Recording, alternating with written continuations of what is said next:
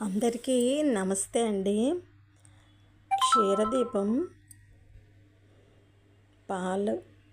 ఆవు పాలతో దీపం అన్నమాట. లక్ష్మీదేవికి ఎంతో ఇష్టమైనది. ఇలాగా క్షీరదీపం శుక్రవారం పూట వెలిగించుకుంటే చాలా మంచిదండి. అందుకే నేను ఈరోజు శుక్రవారం క్షీరదీపం పూజా మందిరంలో వెలిగించానమాట. ఈ క్షీరదీపానికి ఆవు పాలు అయితే మంచిది. ఆవు పాలతో దీపం మంచిది. ఆవు పాలు దొరకకపోతే గేదె పాలైనా సరే ఒక ఇత్తడి ప్లేట్లో కానీ వెండి ప్లేట్లో కానీ వేసి పాలు ఇలా మట్టి ప్రమిదలో 3 దీపాలు వేసుకొని ఆ ప్రమిదికి పసుపు రాసి కుంకుమ బొట్లు పెట్టి ఇలా ఆ పాలకి మధ్యలోని దీపం ఉంచుకొని వెలిగిస్తే చాలా మంచిదన్నమాట.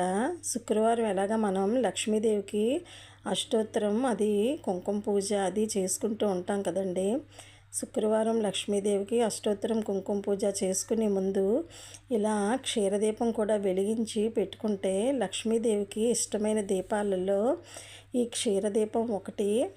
ఇలా మనం వెలిగించుకోవడం వల్ల అమ్మవారు మనకి డబ్బు విషయంలోని ఏ సమస్యలైనా ఉన్నా మన చేతికి రావాల్సిన డబ్బు కానీ ఇంట్లో డబ్బు సమస్యలు ఏమున్నా చికాకులు డబ్బుకు సంబంధించిన చికాకులు ఏమున్నా ఈ అన్నిటికీ కూడా క్షీరదీపం మంచిదన్నమాట. మనం మామూలుగా అయినా సరే ప్రతి శుక్రవారం ఈ దీపం వెలిగించుకోవడం ఇంట్లో చాలా మంచిదన్నమాట. ఇలా ప్రతి శుక్రవారం మనం వెలిగించుకోవడం అవ్వకపోతే కనీసం అప్పుడప్పుడైనా సరే శుక్రవారాల పూట ఇలా క్షీరదీపం పెట్టుకుంటే మంచిదన్నమాట.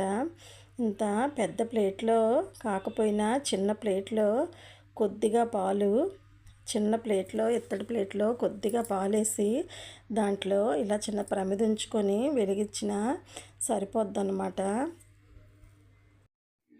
ఈ క్షీరదీపం మన ఇంట్లో ఇలా వెలిగించుకోవడం వల్ల ఇంట్లో అంతా అనుకూలంగా ఉంటుందన్నమాట.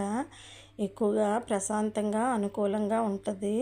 అందువల్ల మనం ఎప్పుడైనా వీలు ఉన్నప్పుడల్లా సరే ఈ క్షీరదీపం ఇంట్లో లక్ష్మీదేవి ముందు ఇలా వెలిగించుకొని అష్టోత్తరం లక్ష్మీదేవికి సంబంధించిన అష్టకాలు స్తోత్రాలు చదువుకుంటే అమ్మవారికి ఎంతో ఇష్టం అన్నమాట. ఇలా ఇంట్లో అయినా సరే వెలిగించుకోవచ్చు. లేదంటే గుడికి ఏదైనా గుళ్ళో కూడా వెలిగించుకున్న మంచిదే. ఏదైనా ప్లేట్ పెట్టి అందులో ఇలా పాలు పోసి దీపం లక్ష్మీనారాయణల గుళ్ళో కూడా వెలిగించుకోవచ్చు. ఇలా క్షీరదీపం, బెల్లం మీద నెయ్యి దీపం, ఇలా ఈ 2 దీపాలు కూడా అమ్మవారికి చాలా ఇష్టం అన్నమాట. ఇంకొకసారి బెల్లంపై నెయ్యి దీపం కూడా మీకు వీడియోలో చూపిస్తాను. ఈరోజైతే నేను శుక్రవారం ఈ దీపం వెలిగించుకున్నాను అనమాట. ఇది శ్రావణ శుక్రవారం అవి వస్తున్నాయి కదా, ఇవి ప్రతి శుక్రవారం కూడా ఈ క్షీరదీపం వెలిగించుకుంటే శ్రావణ మాసంలో చాలా మంచిది.